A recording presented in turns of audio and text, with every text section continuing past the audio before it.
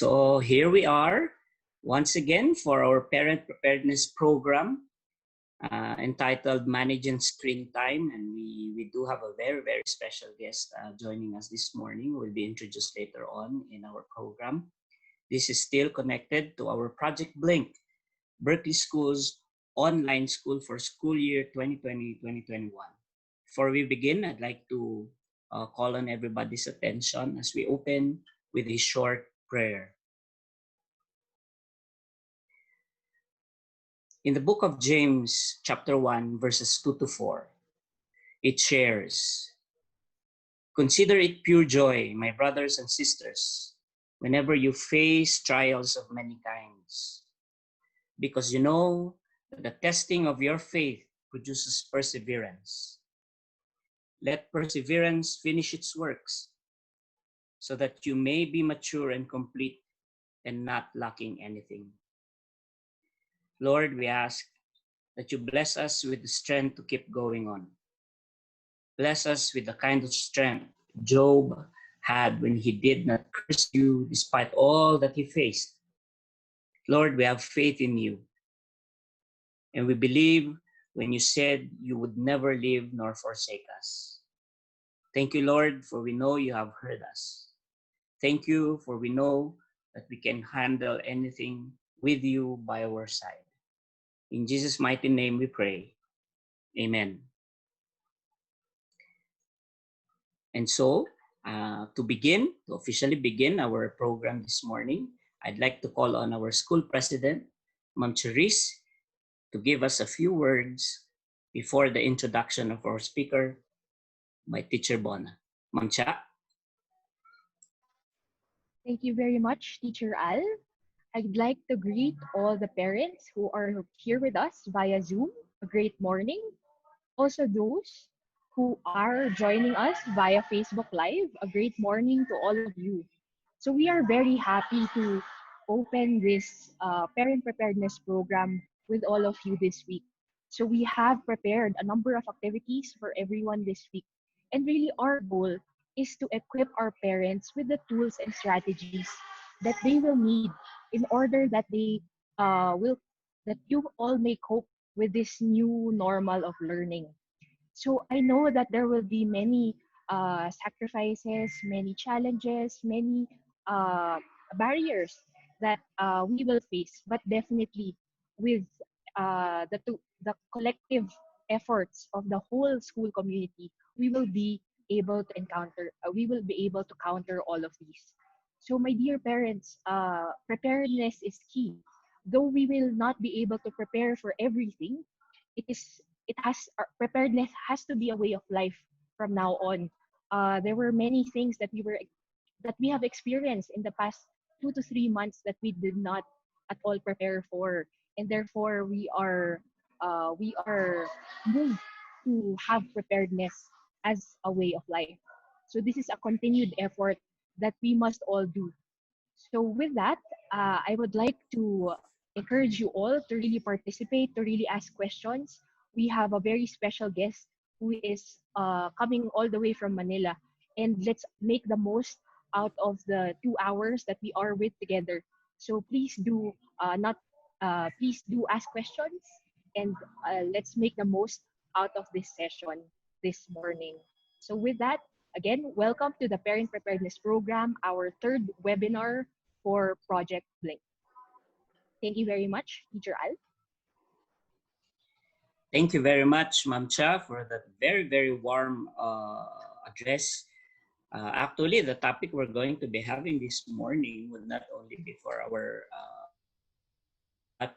managing screen time, would also be for the parents and also for the teachers or the entire environment that would be supporting the learning adventure of our kids for this particular school year.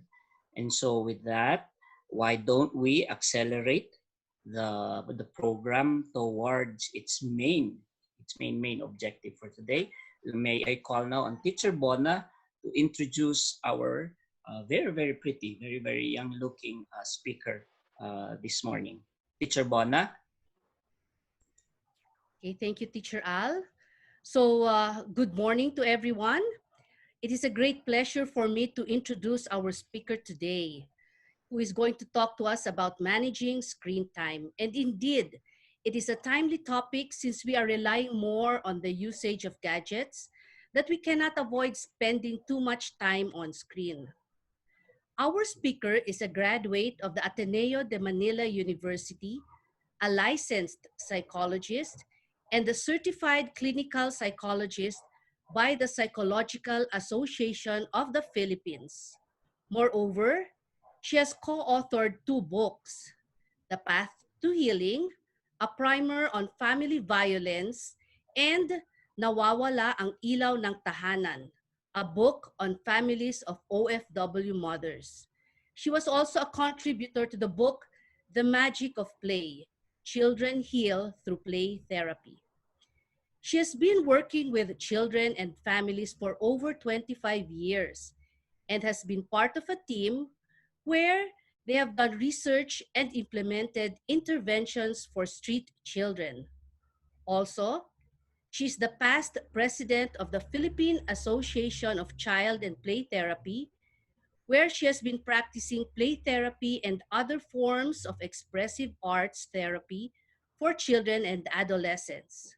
She also practices psychotherapy and conducts training workshops for professionals, parents, and OFWs and their families on trauma and recovery, mental health issues, counseling skills, burnout prevention, parenting, wellness, among others. She continues to have an active private clinical practice in Makati and BGC.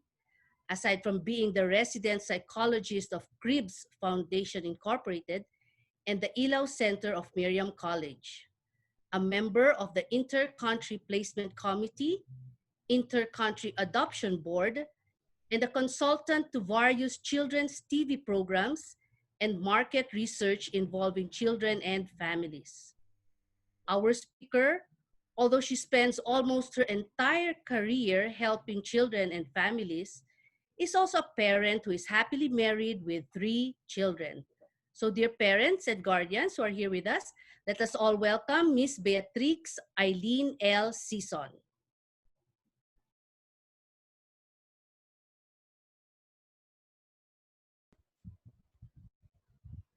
Okay, good morning. Thank you for that introduction. Though every time I hear that introduction, I get so sleepy because it's so long. But I think you should also know that I am from Baguio. That's one big part of my life because I studied grade school there and high school.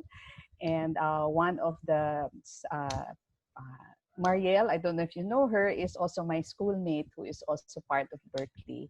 So thank you for inviting me. It's my first to be part of your school, and it's something that I'm very very happy to share because we're all going through what's happening now, like what like your principal said, that we're all going through something now that's very very new and very very strange. So we all need to be in this together. We all need to have that support so that we can work and take care of our children better. So I'm going to share with you now my PowerPoint. Okay. Okay. Do you see it now? Uh-huh. Slideshow from beginning. Okay. Is okay. So while my PowerPoint is unloading, this is one thing about the new reality that I am still adjusting, waiting while everything's loading. Um, I was able to talk to your president, and I said that it's okay to talk about screen time. That's really very important now because that's where all your children are going to connect with, in school. But I think right now we also need to situate it in the situation or in the reality that we're in now. So I cannot start with just telling you parents how to manage screen time, but we have to contextualize it into what's happening right now, no? Because it's the screen time now is very different before the pandemic. That's entirely different thing, and maybe it's entirely different input or PowerPoint that I would be sharing with you. But because of the time now that is different, we will have to contextualize how to manage screen time in terms of parenting through this pandemic, and how you as a parent first need to see this reality now. No? So if you look through my presentation, this is my outline. I really need to discuss mental health because it's a reality now, no? That what they say that mental health is the next, or it is also a pandemic now that is also happening. So we need to acknowledge that, and we need to take care of that. We need to see how we can work with that. So with that mental health, it's looking at the reality of the pandemic and the impact on the self, you as a parent, and in your family, and how you can respond to the present situation, where self-care is really very important now for everybody. I think I can never emphasize the point that for us to survive this pandemic, everybody has to prioritize self-care. Okay. And when that happens, then we can be able to clearly know how to guide our children, how to discipline them in a way that we know we will be bringing up individuals that are morally upright. And I'll also discuss developmental stages of your children. The different developmental stages also have, we have to appropriately find ways to manage their screen time according to their developmental levels. Okay. And eventually, I hope to hear from you later with your questions. So this is just a brief overview of what mental health is, no? When we talk about mental health, it's the well-being of the person, how the person is able to use his abilities to cope, to deal with what's happening around, no, with the stresses in life, and to be able to become fulfilled and to be able to become productive in what they are doing in order to make a good contribution to the country, to the community. So a state of well-being starts with that. When we talk about that well-being, it's more of the emotional state of the person, and of course, how that emotional state will affect his or her thinking and how he or she relates to other people. The mental health or your well-being will also determine how you handle stress, how you relate to other people, how you make decisions. And it's also very important to every life stage. So I am talking to you now, dear parents, first you, your own self, as a parent, as a person, because your mental health is very crucial to taking care of your children. So no amount of telling you what to do, these are the techniques, they're not going to work if you yourself do not feel well. That's why I feel like this is how I should start my presentation, that you parent have to know that you also have to prioritize or take care of your own mental health. No? Because of the new reality now, no, I would prefer to call it new reality, the new normal, because what is normal anyway, no, definition of normal changes. The new reality now will definitely have impact on the self. I'm sure that most of you have been affected by this new reality. So many changes, no? Like the quarantine has brought about limited mobility to the point that sometimes you feel stuck or sometimes you feel like imprisoned. No? Some clients, some children have felt like nakakulong sila, they're imprisoned at home. No? There's also a disruption in routine. Sleeping schedules have changed. I've talked to so many people who sleep so late at night or so early in the morning, like 5 a.m. and wake up at 11 in the morning or in the afternoon. So it has disrupted their sleeping pattern. Eating habits also have changed. Some people, because of the new reality, eat more junk food or do not eat at all. So there's really so much disruption biologically. Aside from that, what you are experiencing now, there are so many changes in the work environment. So many people now are working from home, so and that is quite a challenge. No, some people perceive that if you're working from home, you're working less. but actually you're working more sometimes because you don't, there's no physical schedule to for you to stop work, no? So sometimes you work so much, uh, and online is also a challenge, no? Some, like right now, I have two children working at home, and you know the Wi-Fi is really such a challenge sometimes when it rains.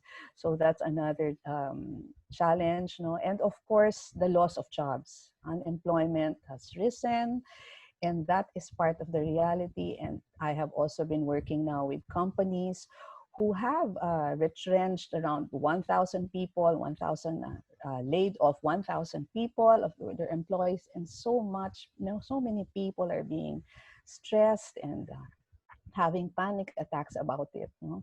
So this new reality is really causing a havoc on ourselves as a person, no? Whether we are parent, a teacher, or an administrator, it is affecting us. And that is something like what your principal mentioned. It's something that we have to accept, no? And what I mean, your president also mentioned, something we have to accept. Because aside from that, family members are always together because of the quarantine, and this is something that is always not good. No?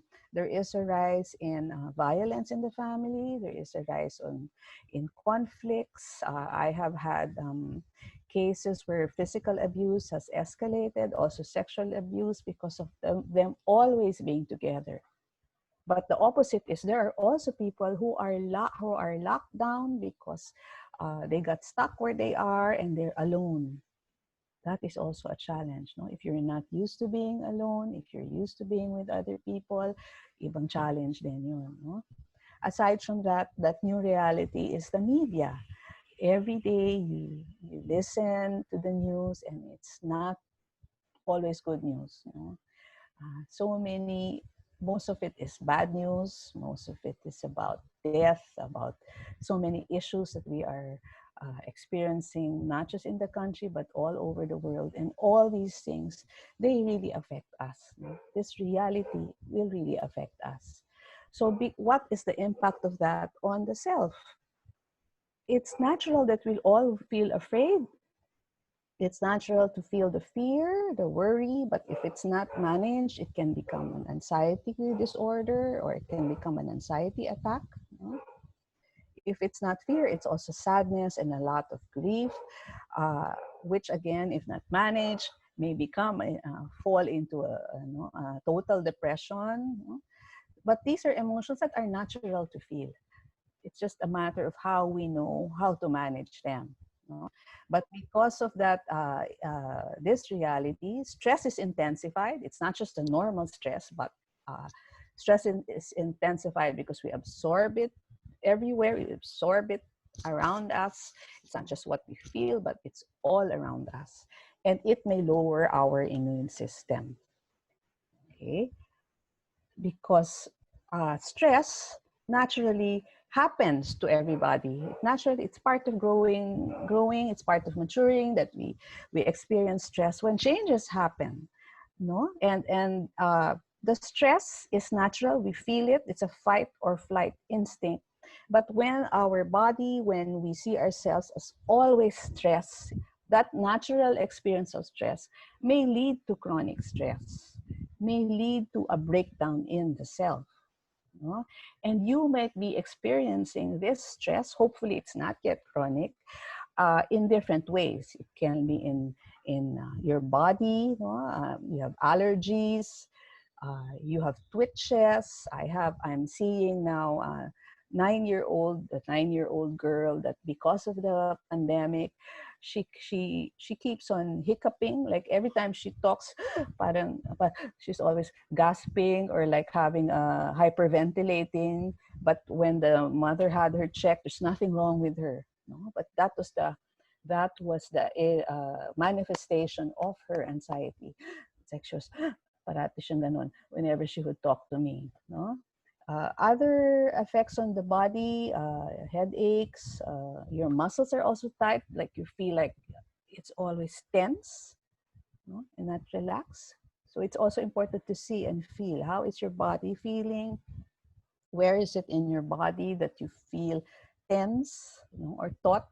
Okay, that might be where the stress, that might be where you are leading the stress, or where that might show you that it's affecting you, what's happening now. If it's not in your body, it's in your mind. It's like you're always worried. You're having difficulty thinking, focusing at work. It's like you're thinking of so many thoughts all at the same time, or you're having difficulty deciding even over simple things. If not that, it can also be that you might even have nightmares. That's also part of the thinking process, that so much is going on that it goes into your dream. Other ways of showing it, of the stress, is your emotions, lack of confidence, or you're more irritable. A small thing, you get upset right away. Uh, um, you easily get afraid. You hear something, it's like you generalize the worst possible thing that can happen. These are also signs of stress. Or the opposite, that you don't feel anything at all. That is also a sign of stress. It's a way of you protecting yourself from what the emotions are around, that you become apathetic. That's also part of stress. Of course, it comes out in your behavior. You become more accident prone.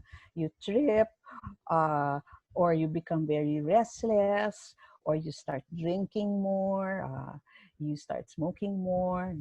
So these are all signs of stress that you're experiencing. What's important to see, that it's natural to feel stress, but it's important that we don't let it become chronic stress. We don't allow it to persist, especially because if you are not well, dear parents, then it will be really difficult to take care of your children. Because your children will absorb what you are going through.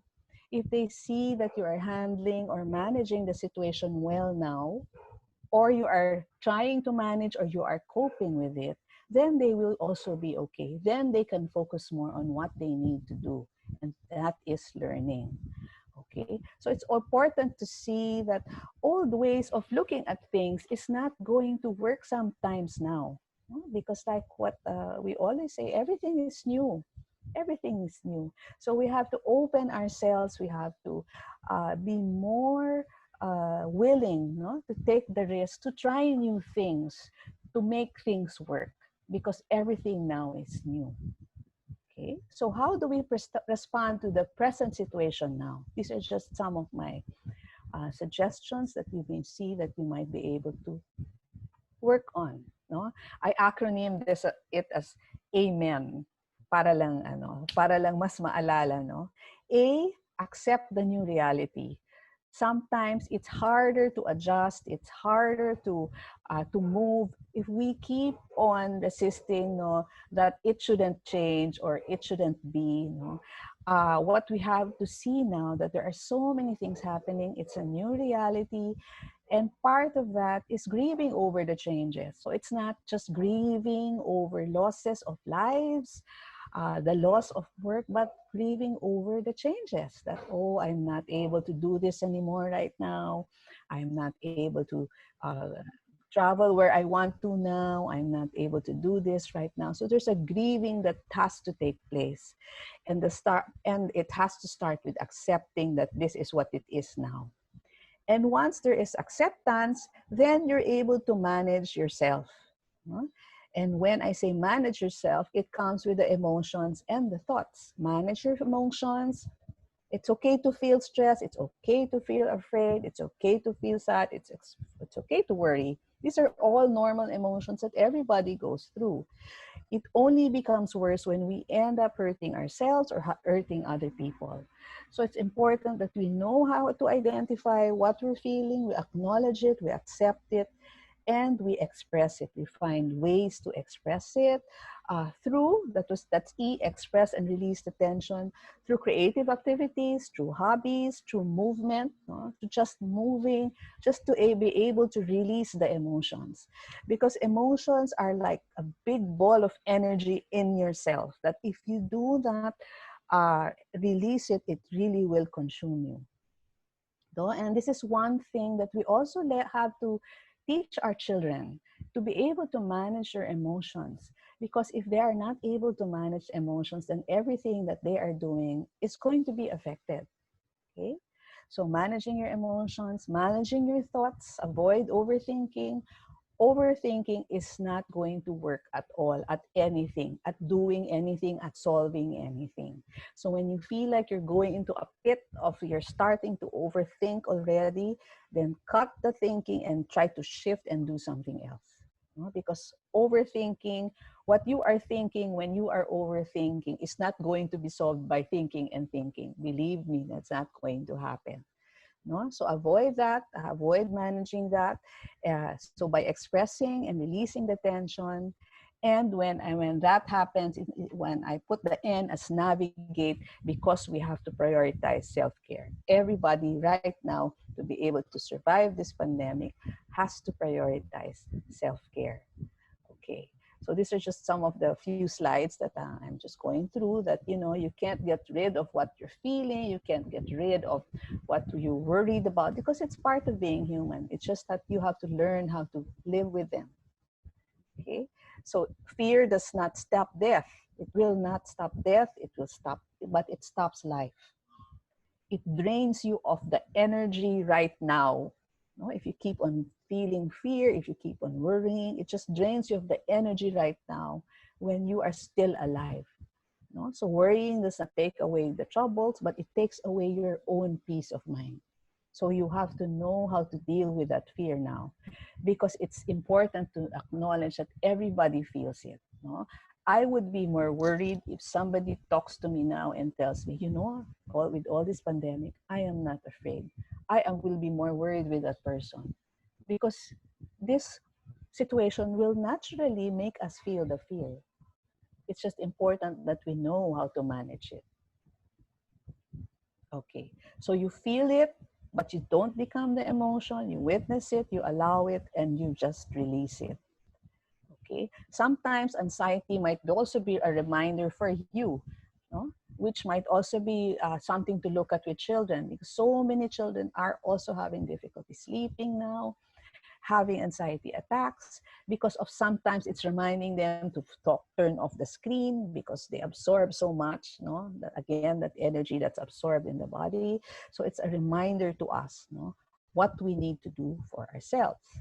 So when we feel that, when we feel that anxiety, when we feel that intense fear, uh, even before we feel it, our body also feels it already. No, our thoughts race, our hearts pound, so we hyperventilate, we cannot think clearly. And when that happens, stop and try to slow things down. Let's try to stop, okay? Because if you just keep on going with that fear, the more you might, head on bump into something. So when anxiety intensifies, I was thinking whether to include this in this PowerPoint, but I said I will just include it so to help other people when they are experiencing anxiety. There are breathing exercises that you can do, or also this you can also do with your children when they feel anxious or when they feel an intense emotion. And there are also grounding exercises that can help children and also you as an adult. No? Uh, Let me talk about vagal breathing first. No? Vagal breathing is from the Latin word vagus, and this is the nerve that activates the parasympathetic system. And the parasympathetic system is the one responsible for calming us. So it's important how to do this. And this is just a rundown of it, that when you do the vagal breathing, you assume a comfortable position, sitting, no? But sometimes I also tell my clients to do this before they go to sleep while lying down, closing your eyes, and you breathe in slowly through the nose, then you hold for 4 seconds, then you breathe out through the mouth. So just doing that, slows us down, calms us down, and makes us ready to deal with whatever is going on. No? I have given these exercises, practiced these exercises with clients as young as 11, 12 to grade. Right now, I have a grade 12 client. No, and it really has helped her when she feels very, very intensely emotional, when she tries to control her anger. Because for this girl I'm mentioning, no, whenever she's very angry, the impulse is to hit a wall. Always, it's like from 0 to 10, she, you know, punches a wall, and she really has a lot of bruises because of that intense anger. So I've helped her practice this through the breathing, and so far it's working sometimes, no, but it really takes a habit to do this, because when you're used to doing this kind of breathing, then when you feel the intense emotion, it's easier to go back to this kind of breathing, no? So it's a habit that you can do. If it's not, aside from that, grounding exercises are also important, which I think teachers can also do for young children, no? Because when you are in that intense emotion, you are not where you are in the present. You're in that emotion. You think, or like if you're anxious, you're thinking of the worst possible thing that can happen. But when you're grounding yourself, you're going back to the reality. You're going back to the present. So grounding means that you feel what is right now happening. So you can give them exercises like they feel their feet on the floor, tap their fingers on their lap, clap their hands, ask them what they can see, hear, smell, and feel around them. So going back to the senses, going back to the reality. And this is just one infographic that was made by a group of my friends, colleagues from Psych Consult. No, this is called grounding. Uh, this is, I think, from Gotan, I think. No, so, but if I am wrong, I'll tell you later on my source. So when you can give this an exercise for children and also for adults, no, just to ground themselves when they feel intensely emotional, or anxious, or angry, or very, very sad. No? Pick out 5 things you see around you. No? Focus on those things, the clouds, the tree, all those things. No? Pick out 4 things you can feel. So sensorial, I can feel a pillow, I can feel my shirt. No? Pick out 3 distinct sounds you can hear. I can hear the birds, I can hear the electric fan. Pick out 2 things you can smell. So smell is very important in terms of grounding as to where we are. No? If there's nothing that you can smell, then it's a scent that you remember that makes you feel good. No? And have something in handy also. Sometimes it's important, like a gum, for you to activate your sense of taste. This is a grounding exercise that's really very important. So how can you do that? How can you make you feel well when you have these intense emotions? Okay, so I go back. Now I go to self-care, like what I mentioned, the proper breathing. And when I talk about proper breathing, it's breathing like a baby. It's breathing when you exhale, you inhale, your diaphragm is expanding.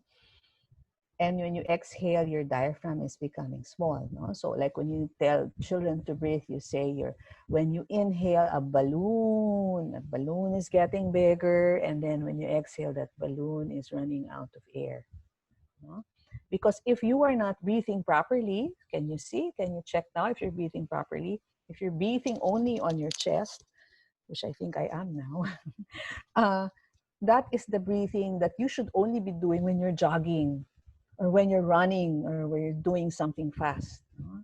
Because if you're not breathing properly, it's easy for you to get dizzy. It's easy for you to lack oxygen.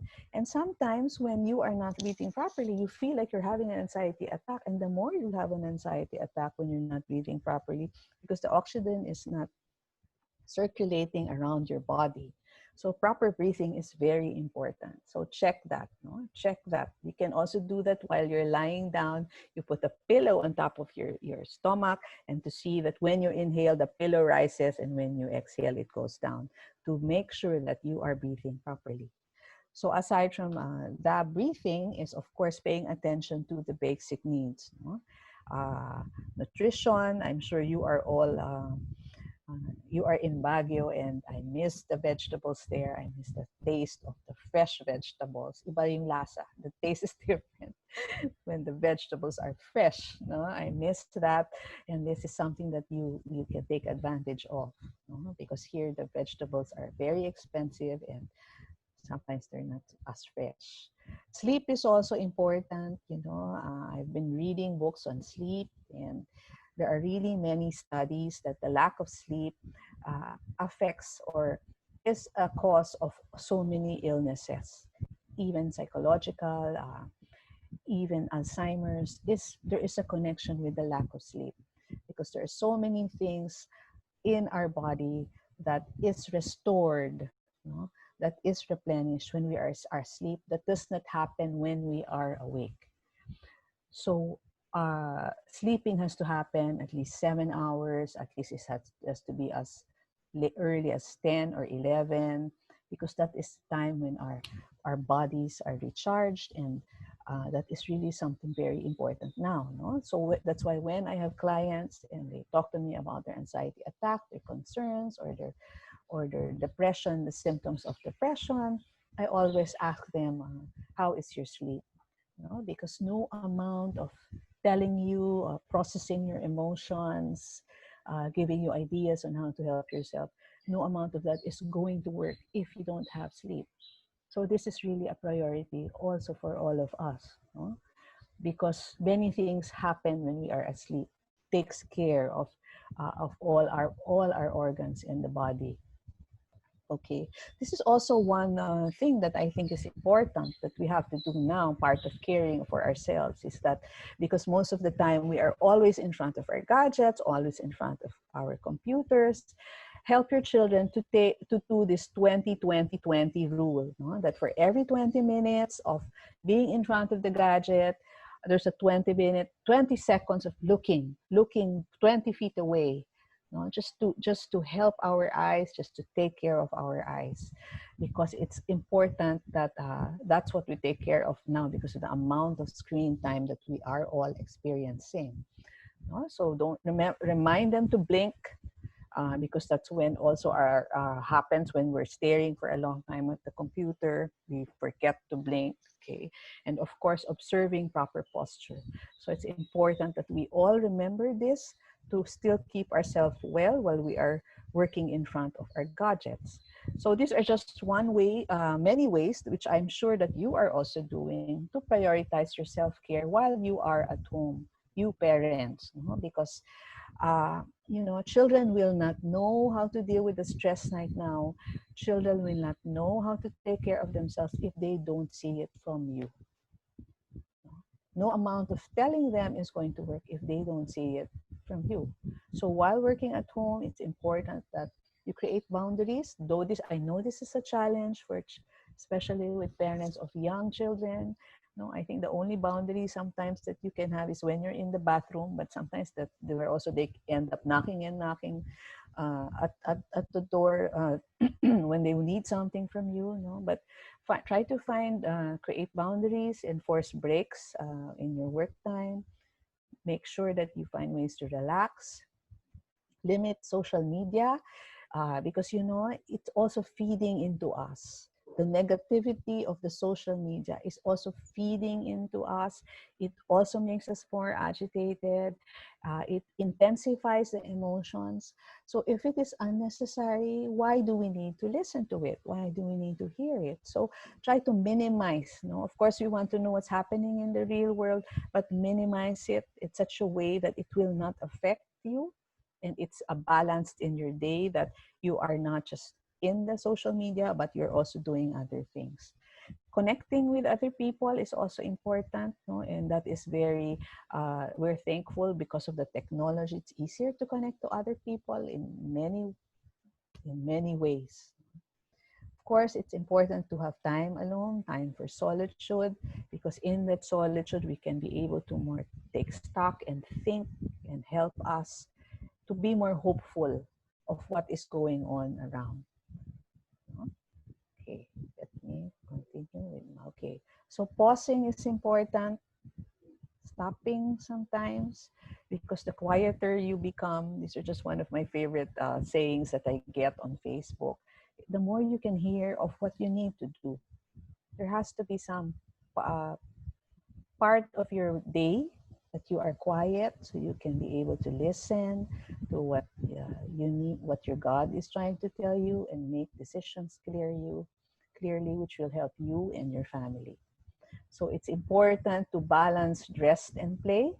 No? For everybody right now, we will not be able to sustain ourselves, our sanity, if we're just working and working and working and working. We have to replenish that. No? So find ways to relax, because nobody can be able to take care of yourself except you right now. And nobody, you cannot be able to take care of your children if you are not okay. You know, that's very important. That's very important, because that's what parents ask me. Will my children be okay? Is she going to, you know, especially for single parents? And most of the time I tell them they will be okay if you are okay, because they know that you're able to cope. Then they will learn that they can be able to cope. They will be able to see your coping skills. They're able to see that despite what happens, you're able to be okay. No? And when you are in that right frame of mind, that you're able to make yourself well as a parent, though I know it's challenging as parents to be well. Uh, Believe me, it's a riot to have children. It's a riot to have children of many developmental stages. It's really quite a daunting task, especially now that you're also working at home. No? But the self-care is important for us to be able to have a more holistic discipline for your child. No? And this is where I'm putting in screen time. Under the principles of positive discipline. Uh, and what does discipline mean? This is just a short, a brief one, because just talking about positive discipline, I have a workshop on that for like 3 hours, no, or sometimes a whole day. But this is just briefly I'm putting in, no, that when you talk about discipline, it's not just the act of doing something, of telling the child what to do, but it's a way of life. When you say positive discipline in that sense, it's when you mold a person's character, when you for your child to know what's right and wrong, and when you teach a child to control his behavior instead of controlling his behavior for him, no? That internal versus external locus of control. That the idea of discipline is that when you want them to grow up as good individuals, even when you're not around anymore, no? They do good things, they do things what is best and what is right, even when you're not around. So that means that they have that internal locus of control, because they have become their own teacher and parent. No? So that is one of the principles of discipline. Discipline involves productive problem solving. And this is, for me, very important. No? You just don't tell children what to do. You don't tell them that to follow you, but you also help them think of solutions to what they are facing. You help them think of ways to solve a problem. No?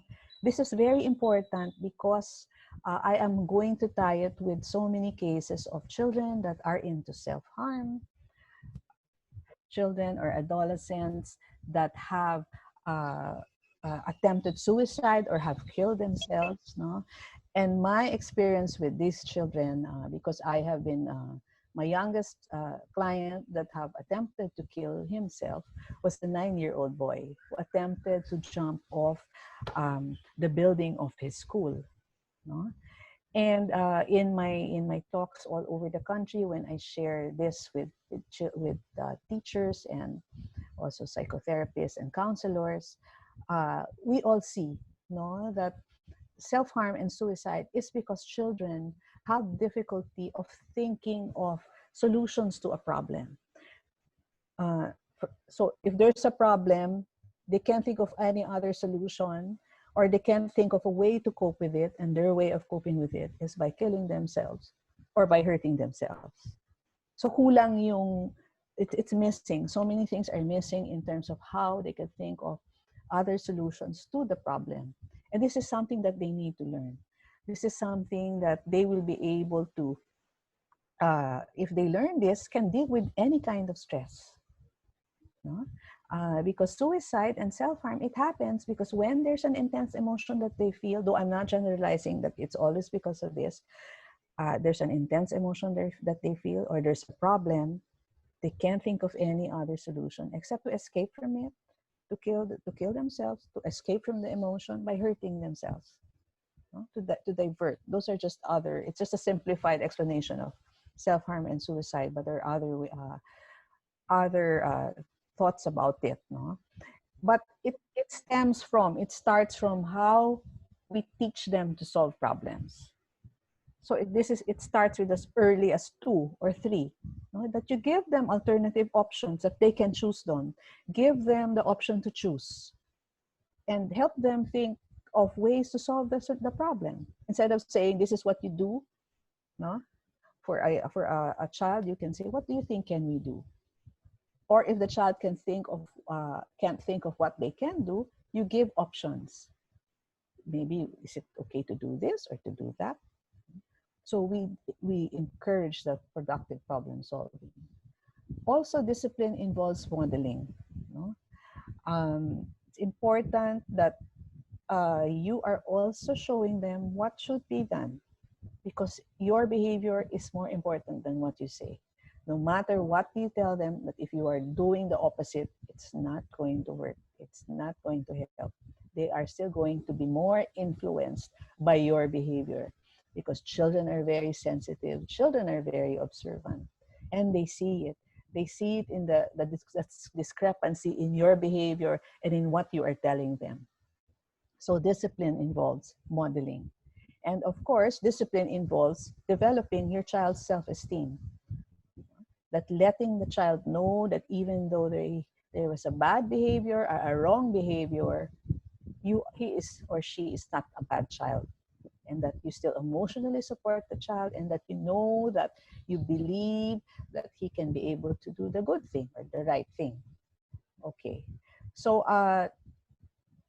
I'm still into positive discipline for you to be able to understand how you can appropriately manage your children's screen time.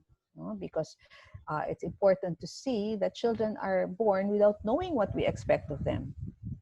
And children learn best when we give them support and the appropriate information according to what their needs are. So it takes a lot of sensitivity as a parent, as a teacher, to be able to help your children according to where they are now. That's why we need to see that children of all ages have fears, and they also have developmental tasks to accomplish. This is another input that I just put in, because I needed to make you see that your children are in developmental stages. Your children are working on who they are according to their developmental stage. And I'm just going to go through this, that there's always a psychosocial stage. There's always a task that a child needs to accomplish at a specific age, at a certain age range, for her to be able to go to the next one. So, but I will not discuss this. Again, this is another whole workshop in itself. But I will just discuss briefly 3, 4, and 5, because these are the ages of the children that are in school right now that you parents may have. But it's important to see that these are tasks that we have to help them accomplish. Because if not, that the children will not grow up into whole individuals. Okay. So so birth to 1 year, I'll just go briefly para hindi siya parang cut, it's when you when you develop the trust of the child towards an adult by the kind of connection the child has with the parent. That's where there's a basic trust versus mistrust. If this is not established, it can really create so much havoc in an individual's lives. Because when you say basic trust, it's a connection with another adult. And my work with children who are in conflict with the law, never had that relationship with any adult. That's why they ended up having no conscience to guide them. So trust versus mistrust is gaining the trust with an adult is very important from birth to 1 year. And then 1 to 3 years old is when the time when the child is learning to say no, establishing her own what I want, and us parents affirming that, as teachers affirming that. And I will go now to 3 to 5 years. Okay, this is when children need to begin asserting control and power over the environment. So it's also success in this stage leads to a sense of purpose. So because this is the time when they are already with their peers, where they are in school. So it's important that we encourage them to initiate, encourage them to try things, to explore. That is also one way of developing their confidence. And if that initiative is developed, then in the school age, the child is able to cope with academics, with the demands, expectations of academics, and being with friends. No? So in this age of school, in the school age, 6 to 11 years old, it's important to help the children find out or explore, discover where they are good at. No, because we all know that all children or everybody has different abilities, and not everybody can be intellectually that good. No, but it doesn't mean that they are not going to be competent. It doesn't mean that they're not going to be successful. So it's finding out where they are good at, because if they discover where they are good at this stage, then that will make them more confident in themselves. That will be able to make them see themselves positively. So it's how to develop their self-confidence and as positive self-esteem is to make them discover where they are good at. No, it doesn't have to be something like good in academics only, but good in something else. Good in maybe playing basketball or biking, or good in arts, in writing, in a musical instrument, but helping the child discover that, because it makes them more balanced, more well balanced.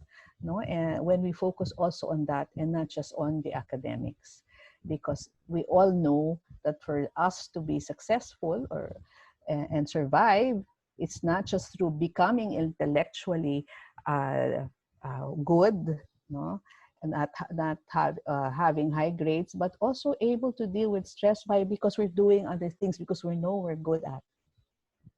So this is where it is developed. And when that is developed, then it's easier for the child to discover his own identity when he or she becomes an adolescent. No? So the task during adolescence is to create that ego identity, discover who he or she is, know where she's good at, being true to herself and not getting so much affected by her peers. So it's important to have that at this age. Because if the child is not, if his or her ego is not, his identity is not developed at this age, then it may come back with a vengeance in midlife, no? And that is what I see with my clients who are in their midlife, because of were not able to establish this in their adolescence. Midlife crisis happens, where that's where the search for the identity happens again, no? So it's important that we help our children discover who they are, accept them, what their interests are, their preference, their ideas, so that they can be more comfortable with who they are and be more expressive of who they are to you and to other people. Okay, so helping the adolescents stand out even while they need to fit in. No? So the balance between that.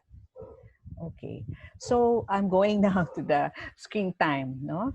Because with the advent of online classes, there are still certain limitations in screen time that we all should set, no, for our children to be able to help them have a holistic development. We always have to keep that in mind, that we give a holistic development, not just intellectually, but also physically, spiritually, or morally, no, emotionally, and socially.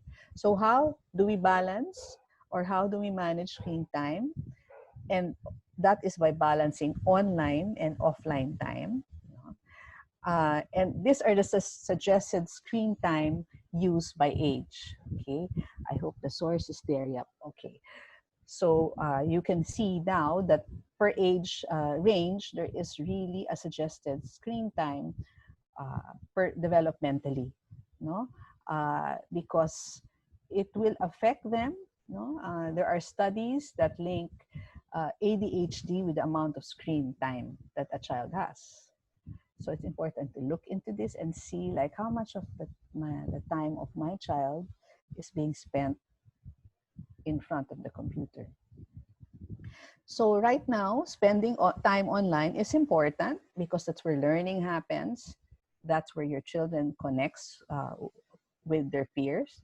That's very important to them right now. But of course, it has its risks that we all have to be aware of. That I hope you're aware of already, which I will just give a rundown. No? Their sexual predatory activities are on the rise, no? And this can be, and children are most of the time targeted through social media, uh, other platforms, no, gaming. There's a lot of harmful content, uh, sharing of, there is cyber sexual abuse, sharing of personal information and our sexual content. Cyberbullying is still also on the rise. Hacking and identity theft. So many online risks now. No? And sometimes your children don't know that uh, these are present. No, like one example is the TikTok. I don't know if even you adults have TikTok. No, but that is a very risky app. No, I have talked to my colleagues who are in the computer industry in software, and that's a very risky app because the app, when they ask your permission, uh, to that you can get that it's okay that they can use your face. No, and that's very risky. That's really very risky because you don't know where that will lead your children. No, it can become a target for sexual predators. TikTok is something that's really very risky. Okay, so what are the ways to protect your child? I hope you are aware of the safety settings in your computer. No, you cover webcams when not in use, and you because they say sometimes that they can see you, no? um, even when you're not using the webcam. Some apps can hack your computer or laptop, and they can see what you're doing, no? Even if you're not using the webcam. So create safe health and safety online habits. Discuss with your children the schedule during the day of the time that you can use the computer and the time when you do other things. Have spaces and time, like what I said, in your home that are free of devices. And of course, teach your children about privacy and sharing online. And I hope you parents also know how to keep yourself safe when you share your privacy online. Also, it's important to spend time with your children while they are online. You explore the internet together, you talk about it, you talk about the games that they play, have a conversation with them about what they do online. That's important, no? So that you will be able to know and see if they are going through something that's inappropriate or already not safe. So it's important here that open communication is encouraged, developed with your children, so that they may be able to tell you right away what they see online, no? What they feel towards something that they see. So open communication is important. Create a relationship with your children that they will know that they can tell you about what goes on with them. They can tell you what they see, so that you'll be able to know if they are still safe. And this open communication can never be underestimated. Talking to them is important for you to know what is happening to them. You cannot uh, um, just let them be and say and be with the computer without you not knowing what's going on. That's not going to be safe for them. So the communication is the key. Okay. other things that are important, balancing daily activities, no? Because the screen time now is not just for playing games and for connecting with friends, but now also for learning. So there has to be a balance in daily activities, and physical activity is really a must now. Even if it's just walking, even if it's just moving around, but physical activity has to be done every day because of the amount of time that we are doing sitting down online. No? And per developmental stage, it's different. No? How can we support them as parents? In preschool, they still learn through their senses. So make sure that what is being taught online, you are also supporting it by doing other things that they experience it. So they learn through experience, they learn through exploring their senses. So connected with real experience, not again connecting it with something online, connecting it with an actual physical experience. For grade schools, important that, aside from doing the screen time, online learning, and connecting with friends and gaming, they have to have other hobbies like having a planting or doing crafts or something else, no? That's apart from the online. But for the high school, because I think this is the age range where they are spending most of their time online, open communication has to be really strengthened so that you can spend time and you can be able to suggest to them other activities that they can do aside from being in front of the screen. No? And physical activity is really important because some children have difficulty sleeping, have difficulty concentrating because all they're doing now is being in front of the computer, in front of the screen. So much stuck energy in the body, so much emotions absorbed. So physical activity is really important. Okay. It's also important to see that you have to be a model. No? Your children will not be able to uh, balance their own screen time, will not be able to feel well and have a more continuous development if they don't see that you yourself don't balance your own screen time. No? So show your activities, show your children that you do other activities as well. Follow the rules that you enforce regarding screen time. That is the challenge. I know because for some parents, sometimes the mothers or the fathers spend most of their time on Facebook or games. No? So that is the challenge. How you as a parent can also model uh, how you balance your activities and how you use your screen time appropriately. Okay, I think I end with that. Balancing the screen time, being a model for your kids. I end with this. I know this is my last slide, that the greatest gift you can give your child is yourself. This means that part of your work as a parent is gaining in self-knowledge and in awareness. We have to be grounded in the present moment to share what is deepest and best in ourselves. And we have to use this. No? We only have right now and use it to its best advantage for our children and for our own. So I end with this because the work is how we take care of ourselves as a parent for us to be able to really objectively and positively take care of our children according to their own needs. Thank you.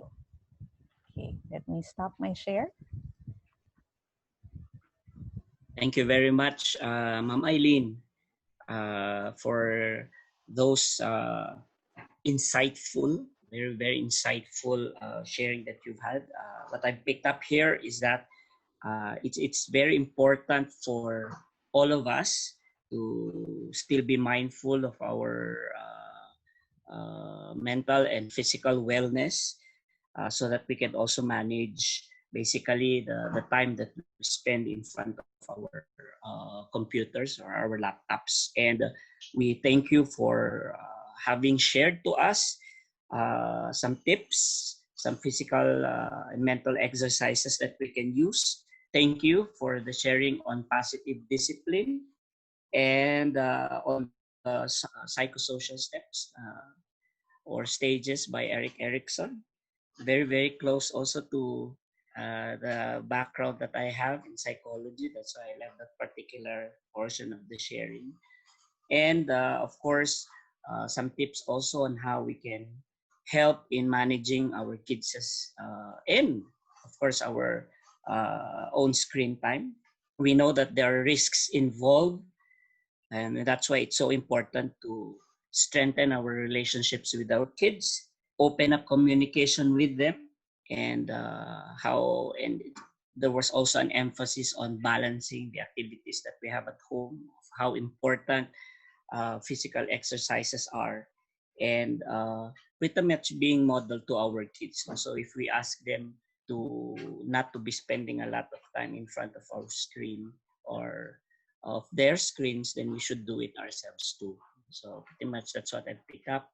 So we've reached this point where we now open the floor to some questions or some clarifications from our parents and guardians. Once again, the chat box is available for everyone to forward their questions. But may I just remind our participants to limit our questions to the topic that has been discussed for today. You may also show your hand or raise a hand on screen if you would like to be sharing your question or asking your question live. Though, Ma'am Aileen, we've received a question on Facebook Live already, and the participant was asking, nasa Tagalog po kasi sabi niya, napakahirap daw i-explain sa isang adult about sa stress. Kasi mas madali daw yatang i-explain sa mga bata kung ang stress. So paano mo daw gagawin ito? O siguro paano na mo na rin matutulungan yung isang adult na stress kung ikay adult din. Parang sinasabi niya mas madali kasi kung sa bata mo ipaliwanag yung stress kaysa sa adult. Okay, I don't have much information of what kind of adult this person is talking about, no? But when you talk to an about stress, it's important that first you listen to what the person is going through, no? And maybe when the person is expressing, pag sinasabi na niya yung nararamdaman niya, yung nangyayari sa kanya, then doon mo pwedeng mapasukin na, oh, parang stress ka, or nararamdaman mo ba na stress ka? Then maybe when the person picks it up, then you can talk about and explain stress. No? So, ang importante doon is nakikinig ka. Nakikinig ka doon sa sinasabi ng tao, doon sa nararamdaman niya, para pag meron kang sinabi na gusto mo siyang tulungan, makikinig din siya sa'yo. I hope I answered that question kasi medyo general siya. So I guess whether adult or child yung kausap mo, no? It's very, very important that you still listen, to have this warm siguro na disposition in you pa rin na nakikita niya that you'd like to be part ng kanyang challenge na yun. Ma'am Aileen, we have another query here, and actually it's not a query. It's more of a comment, a very, very positive comment. I'd like to share it with you. Ma'am Mary Jennifer Dingal says, greetings from Jeddah. Thank you to Berkeley School for this very insightful and timely topic as we continue to cope under the new normal. And she says she has learned a lot from you, Ma'am Aileen. Okay, thank you. And I hope you are okay in Jeddah. No? So that means you have a child here in Berkeley and you are far away. Yes. So I hope that this way of communicating online with your child, there's still a connection. Even if you are far, you still have a connection with your child, because no matter where you are still important to your child's growth. Thank you, Ma'am Aileen. Ma'am, another question came in through our Facebook Live from Sir Jerome Reyes. And he says, do you have any tips on how we allow our 3 to 5 year old children assert control and power but still be able to discipline them? Kumbaga parang we probably he's asking if how they could assert control and power but still be able to discipline their 3 to 5 year old kids. Yeah. Okay. Go For ahead, Ma'am those Aileen. Okay, for those children, it's not enough that you say, no, you're not supposed to do this. If there's a no, there has to be a yes. This is something that I've learned from my mentor, Dr. Karandang, no, in my training with her, that if there's a no, you're not supposed to do this. What can the child do? You give an alternative. So, for example, you're not allowed to run around the living room, then what's the option? Maybe you can run somewhere else, or you maybe you can walk, or so you give alternatives, no? Or a basic example of choosing clothes. You don't tell them, oh, ito na suotin mo, this is what you wear, but you give options. You want to wear this, want to wear that. So that's where you can teach them to be able to assert themselves in small choices that they can do with your own guidance, because you give options. I hope I answered the question. There you go. So pretty much the response there is to provide alternatives for our children. Thank you for the response, Ma'am Aileen.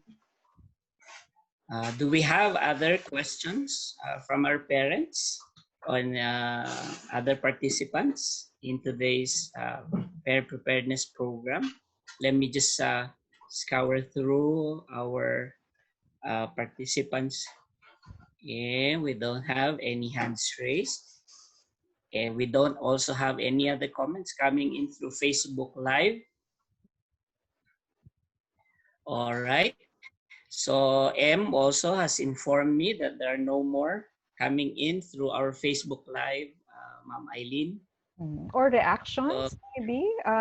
Sorry, reactions like, you know, what they are experiencing. It's okay also to talk about that, because to share, maybe we can be of help in that way.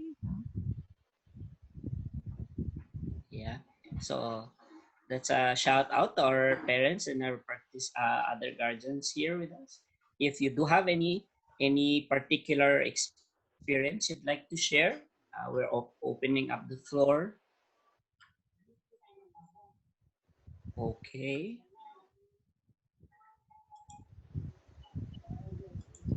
Based on the poll that we have, pretty much there. Okay. Ma'am Aileen, something came in, a comment came in through our chat box, and Sir Seb is asking if you are offering online consultation. Ma'am Aileen, do you offer online consultation? Well, right now, because of the pandemic, all my psychotherapy, my therapy with children and adults are all online. So I do online consultations for parents too. Yes. There you go, Sir Seb. So yes, you may get in touch with Ma'am Aileen should you have any other queries or should you seek any assistance. No. Okay, we have another one coming in, Ma'am Aileen. Okay, Sir Seb will probably share with you the email address or contact details of Ma'am Aileen. We just seek her permission of what contact details she'll be releasing so that you can get in touch with her. Ma'am Aileen from Ma'am Shira Victoria Longid, she says, hello, sometimes it's hard to explain to kids that adults need to spend more time online because of work. And they ask why they can't do the same. How do we explain it further to our kids? That's the challenge, because yes, and if you have a very smart Aleki child, it's really going to be a challenge to reason out. But I think they need to see that you are online because you are working. And for them right now, school is work. So it's like you comparing work to school because that's what their work now. No, so explaining to them that I am working. This is my work, and your work is when you go to school. But when I'm not working, I'm doing other things so that they can also see that you do other things when you're not working. So that's where the modeling comes in. That they see that you use the screen time when you're working and you're still doing other things aside from being in front of the screen working. So challenge, no? That's the challenge. But it's also good, no, for even young children in grade school that you can discuss a schedule with them, no, a schedule that you both can agree on. It's not like you impose a schedule, but you say, okay, let's look at your schedule. Now that's there's class. Let's look at your schedule Monday to Friday. This is really are the times reserved for school. So when do you think do you need to study and do homework after school? Let the child decide. Okay, now when do you think you can play or do something else? Let the child decide. Let the child create her own schedule because most of the time, if they are part of the planning, the more that they will follow the schedule. Compared to a child who a mother just imposes the schedule, the more they will resist it. So create that compromise with them, plan with them, and then you write it down, you put it on the wall for them to see and for them to get used to because they also have to be used to a routine, especially when school starts. Mhm. Thank you very much, Ma'am Aileen, for that response. So this is really connected to what you earlier shared to us about being a model for kids and how critical it is that they be our partners also, especially that we're both spending our time together at home.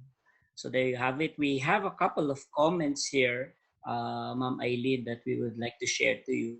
Ma'am Susan Delenela says, thank you very much for the very apt and well explained topic that you've had with them this morning.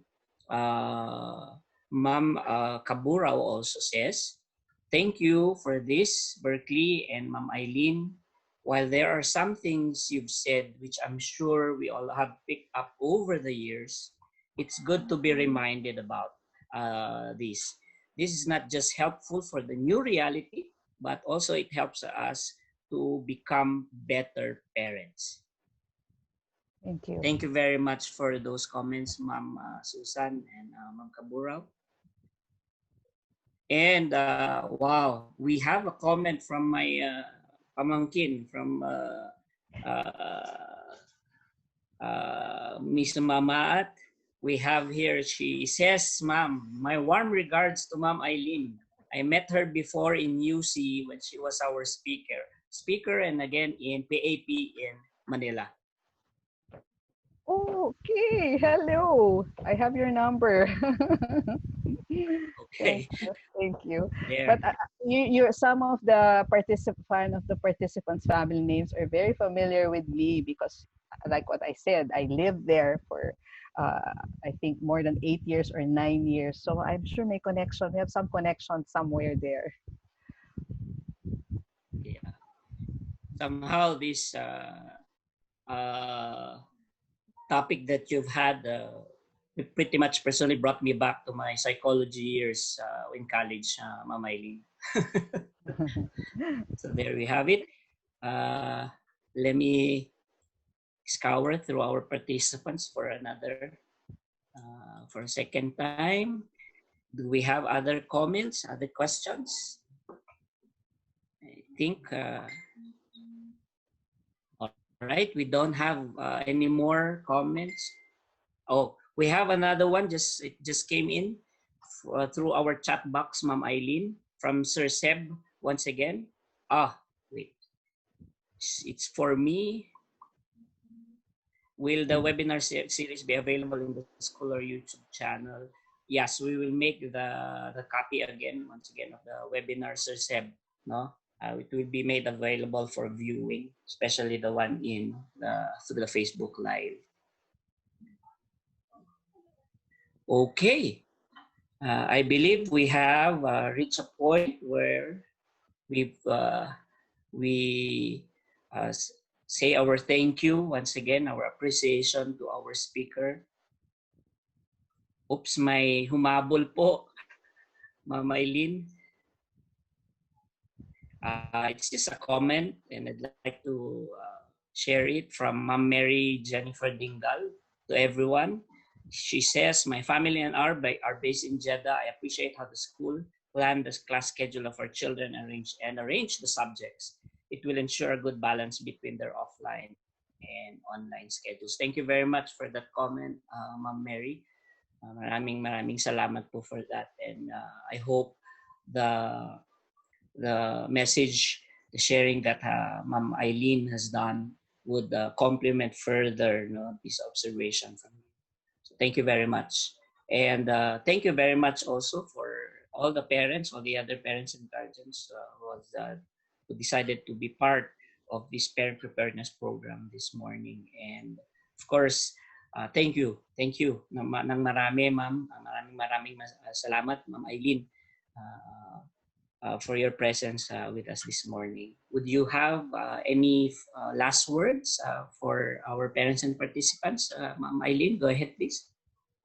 Are you sure there are no more questions that the parents would like to ask, or kasi baka hindi sila makatulog?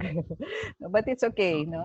You can get in touch with me through my email if you have other further questions, because we all know each child is different. You have a family, you have many children, but each one is different. So each one might have different concerns that I might not have been able to address.